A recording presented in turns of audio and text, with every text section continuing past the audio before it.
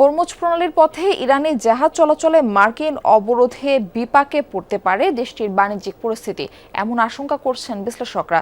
সম্প্রতি বাণিজ্যিক তথ্য বিশ্লেষণকারী প্রতিষ্ঠান কেপলার এর তথ্য মতে চলমান টানাপোড়েনের মাঝেও যুদ্ধ পূর্ববর্তী সময়ের চেয়ে 40% বেশি জ্বালানি রপ্তানি করেছে ইরান।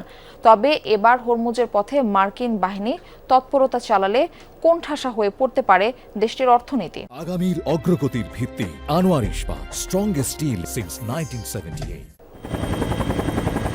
একদিকে দফায় দফায় মার্কিন প্রেসিডেন্টের হুমকি, অন্যদিকে ইরানের অনড় অবস্থান।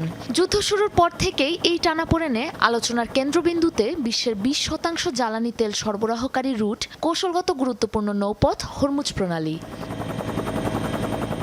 এবার ট্রাম্পের হুঁশিয়ারি, হরমুজ অভিমুখে যাওয়ার পথে মার্কিন বাহিনীর নিয়ন্ত্রণাধীন এলাকায় প্রবেশ করলেই জলদস্যু আখ্যা দিয়ে ধ্বংস করা হবে ইরানের জাহাজ।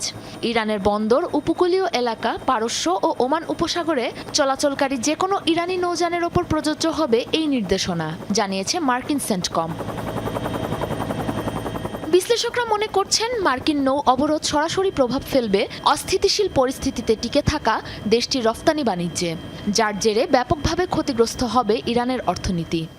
নিত্যপণ্যের আমদানি রপ্তানি থেমে তীব্র সংকট দেখা দেবে ইরানে, যা আগে থেকেই মার্কিন নিষেধাজ্ঞায় জর্জরিত দেশটিতে ব্যাপক বিপর্যয় সৃষ্টি করবে। যুদ্ধ শুরুর পর থেকে ইরান গুরুত্বপূর্ণ এই জলপথ বন্ধ করে দেওয়ার পর একদিকে যখন চরম এক জ্বালানি সংকটে দিন পার করছে পুরো বিশ্ব, অন্যদিকে ইরানে দেখা গেছে সম্পূর্ণ ভিন্ন চিত্র।